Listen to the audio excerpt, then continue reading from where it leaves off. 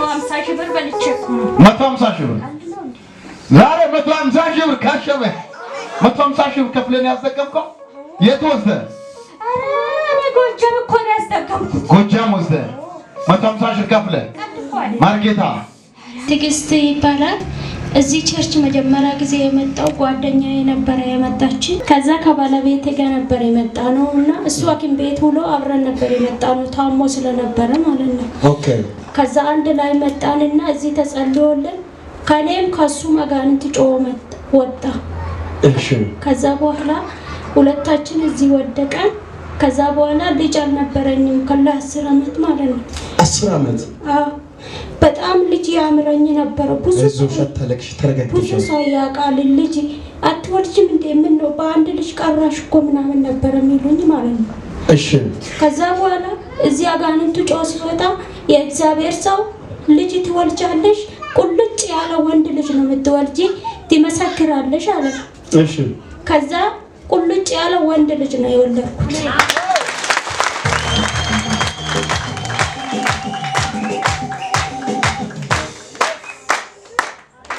ሃሌሉያ። ልጅ አሁን 10ኛ አመት ነው። 10 አመት? አዎ። ልጅ ፈልጋችሁ የለም። ሐኪም ቤት ይዞራችኋል? ሐኪም ቤት የልክ በቃ ይቀርና 2 ወር ሲሆን 3 ወር ሲሆን ጨነገፋል። አይቆይም። 2 ወር 3 ወር ይጨነገፋል። አዎ። ማይጸና ይሸከም ልጅ ማለት ነው። አዎ። ከዛ በአሁኑ ይሄ ልጅ በቃ ሐኪም ቤት ሁሉ ሐኪም ቤት ሲሄድ አንቺ የሽንቷ በዝቷል፣ ግፊትሽ በዝቷል፣ መውለድ አትችይም ይሉኛል። ከዛ በ7ኛ ወሩ ላይ ጋንዲ ሆስፒታል ጋንዲ ሆስፒታል ሲል ልጁ መውጣት አለበት። ከ30 ደቂቃ በኋላ ደምሽ ይፈሳል፣ ስለዚህ ልጁ ይወጣል፣ አንቺም ትሞቻለሽ አሉ። ከዛ ለ2 ወር ሆስፒታል አልሄድኩም፣ ቤት ነበር የሆንኩት። ቤትየው የእግዚአብሔር ሰው ተናግሯል። እኔ ልጅ አቅፋለሁ ወልዳለሁ እያልኩ በእምነት ሻንጉሊት እያያዝኩ እንደዚህ በማቀፍ አቅፍ እያደረኩ አልጋ ላይ ነበረ ሲያስተኛ የነበረው ማለት ነው። ሻንጉሊት ገዝተሽ ቤት ውስጥ ነበር የልጄ መጫወቻ ሻንጉሊት አለች። እሺ። ቤት ውስጥ። ከዛ ልጄ ከትምህርት ቤት ስትመጣ እማዬች ምንድና ስትለን ልጅ እኮ ናት የእግዚአብሔር ሰው ተናግሯል፣ ትወልጃለሽ፣ ታቀፋለሽ፣ ቁልጭ ያለ ወንድ ልጅ ትወልጃለሽ ብለዋል። ስለዚህ ወልዳለሁ እኔ ልጅ አያምረኝም፣ ቤት ውስጥ ገፎ ይበላል እያልኩ በእምነት ልጅ ያስተኛለሁ። እንደዚህ ቅብ እያደረኩ ጡት ያጠባለሁ ማለት ነው። ሻንጉሊቱ ከዛ አልሄድም ብዬ ሐኪም ቤት ልክ እንደሄድኩ ትሞቻለሽ፣ ከ30 ደቂቃ በኋላ ልጅ ደም ይፈሳል፣ ልጅ መሆን አይችልም፣ አልጋ ያዥ ሲሉኝ ሐኪም ቤትም አልሄድኩም። እስከ 9 ወር ድረስ ቤት ቆየው። ሐኪም ቤት ምንድን ብሎ ነው የነገሩሽ? ከ30 ደቂቃ በኋላ ትወልጃለሽ፣ የሽንቷ ስለበዛ መውለድ አትችይም፣ መውጣት አለበት ልጁ መውጣት አለበት፣ መጣል አለበት። አዎ ልጁ መውጣት አለበት። አሁን አልጋ ያጂ አሉኝ። እኔ ደግሞ የሄድኩት ለክትትል ነው የሄድኩት፣ ከባለቤቴ ጋር ማልሄድኩ ብቻዬን ነው የሄድኩት። ከዛ እኔማ አልጋ አልይዝም፣ እግዚአብሔር ሰው ተናግሮኝ አይደለም እወልዳለሁ እያልኩ ልክ ዶክተሩ ከ3ኛ ፎቅ እስከ ምድር ድረስ እየተከታተለኝ ነይ አልጋ ያጂ እያልኩሽ እኮ ነው እንደመጣሽ ለምን አልጋ አትጂም ህይወትሽን አትፈልግም ማለት ከሞትኩም ከልጄ ጋር ነው የሚሞተው። እግዚአብሔር የሰጠኝ ፍሬ ከሱ ጋር ነው የሚሞተው። የሚሞትም በአንድ ነፍስ ነው የሚሞተው ብዬ እምቢ አልኳቸው። እንዴ ነይ ስልክ እንደውልልሻለን፣ አሁን ባህልሽ መምጣት አለበት፣ አሁን አንቺ ካሁን በቃ በአሁኑ ነው ልጅሽ ሞታሉ። እምቢ ብያቸው ወደ ቤት ሄድኩት። ከዛ ጎሮ ሄድኩ። በ9 ወር የሚወልድበት ይከብደኛል እያልኩ ያው በአሁኑ ሰዓት እንደምታውቁ የሰው ደም ስለማይነካከው ልክ በቃ በ9 እስከ 9 ወር ቆየውና በ9 ወር ጎሮ ሄድኩ። ጎሮ እጄ እስካሁን የት ቆየሽ ለምን ቆየሽ አሉ። እኔ ክፍለ ሀገር ነበርኩ፣ ጦርነት ስለነበረ ተመልሼ መምጣት አልተመቸኝም፣ ለዛ ነው የቆየሁት አልኳቸው። ከዛ ሄደሽ ስትራውንድ ተነስተሽ ነው እንደ አዲስ አሉ። አልትራሳውንድ ነው? እሺ። ከዛ ስትራውንድ ተነሳውና ኤርኩ ሲሄድ ዶክተሩ አለ ስትራውንድ ያነሳኝ ዶክተር ልጁ አለ ወይ እንዴት ነው ጤነኛ ወይ ብዬ ሲጠይቆ ጤነኛ ነው ልጅሽ አው 9 ወር ጨርሰሻል አለ ዶክተሩ።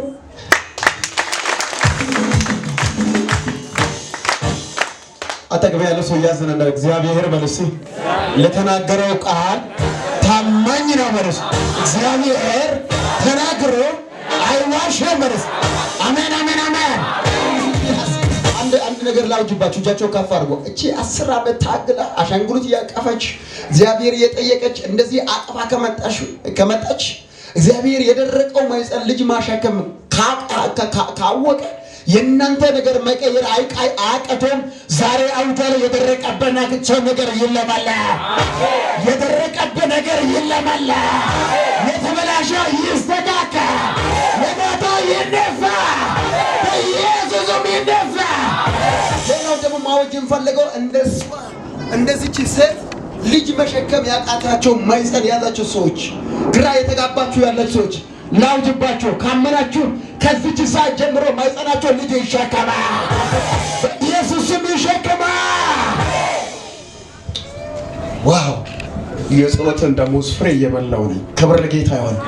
ደስ አይልም እግዚአብሔር ሲሰራ። እሺ ቀጥይ። ከዛ በኋላ ወደዛ ሄድኩ ማለት ነው። ወደ ጋንዲ መሄድ አለብሽ ግፊት ስለበዛ አሉ። በ9 ወር ወዴት ነው ያሉሽ? ወደ ጋንዲ ነው የምንልክሽ አሉኝ። እሺ የጎሮ ሰዎች እሺ እኔ ወደ ጋንዲ አልሄድም ወደ ቤት ሄጄ ወልዳለሁ አልኳቸው።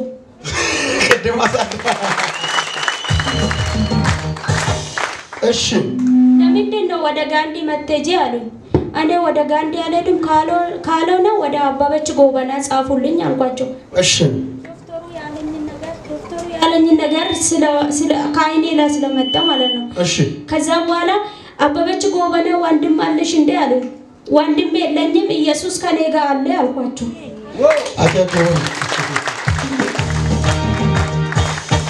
እሺ ከዛ በኋላ መሄዳት አለብሽ ብሎ በግዴታ አፖላስ ጠሩ። አፖላስ መጣ። አፖላስ ከመጣ በኋላ ወደ ጋንዲ ወሰዱ። በግድ ማለት ነው? አዎ በግዴታ። ከዛ ልክ እግዚአብሔር ሆይ ከመጨረሻ የሰጣኝ አንተ ስለሆነ ያን ዶክተር እንዳታጋጥመኝ እያልኩ በእምነት ሄድኩ ማለት ነው። ያ ዶክተሩ እንዳይጋጥመኝ እየጸለሽ ነሽ? እሺ ከዛ በኋላ ያን ዶክተር አላየሁትም። እዛኛ ፎቅ ላይም አይደለም የወለድኩት ምድር ላይ ነበር። እስካሁን የት ነበርሽ? ለምን ክትትል ቀራሽ አሉኝ። አልመጣም ብዬ ነው አልኳቸው። ለምንድን ነው ክትትል እኮ መቅራት የለብሽም አሉኝ። አይ ችግር የለውም እኔ ኢየሱስ ክርስቶስ እየተከተልኩ ነው አልኳቸው።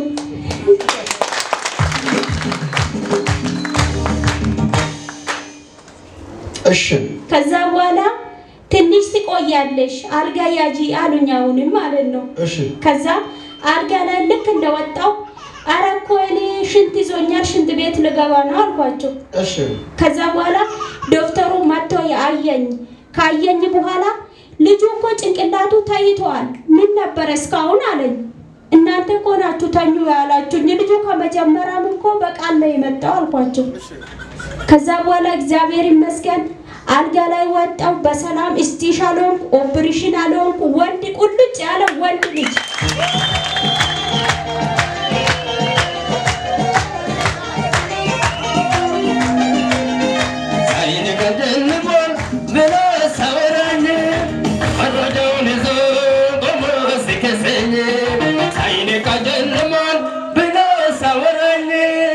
And the man is a